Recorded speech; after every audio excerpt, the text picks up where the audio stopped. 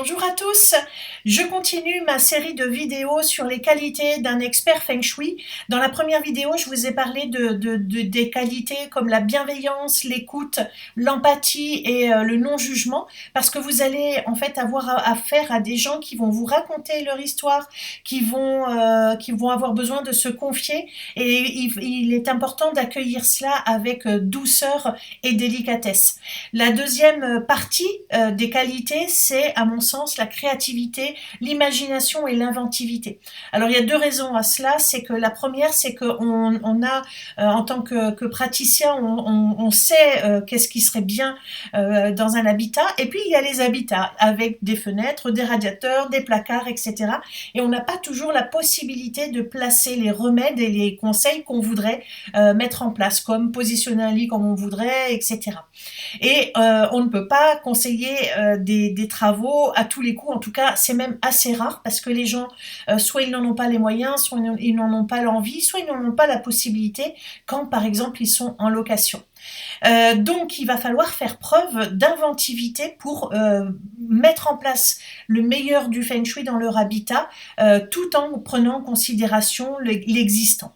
Et la deuxième partie de cette créativité dont vous allez avoir besoin, de cette imagination, c'est que quand les personnes rencontrent une problématique donnée, par exemple le domaine financier ou le domaine amoureux ou n'importe quelle problématique qu'ils peuvent rencontrer, et bien souvent vous allez avoir besoin d'aller chercher dans tout l'habitat. C'est pas dans un seul secteur que va se passer le problème, c'est dans plusieurs endroits et vous allez aller faire un peu comme un enquêteur. J'aurais pu rajouter la qualité d'être minutieux et d'être en recherche comme un enquêteur, parce que vous allez avoir besoin d'aller chercher les blocages en fait à différents endroits.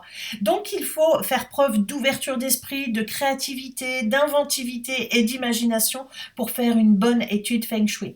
Alors si vous voulez savoir si vous aussi le métier d'expert vous plairait, si vous vous verriez bien en tant qu'expert, si c'est à votre portée, etc.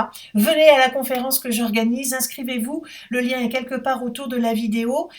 J'y expliquerai ce qu'est le métier de Feng Shui, d'expert Feng Shui, pardon, de comment, qu'est-ce qu'il faut pour apprendre le métier, quel type de formation, quelle école, quels sont les pièges à éviter pour bien se former, quelles sont les clés essentielles, et puis je vous ferai vivre aussi la vie d'un expert Feng Shui pendant une journée. Vous serez dans ses baskets et comme ça vous saurez si le métier vous convient.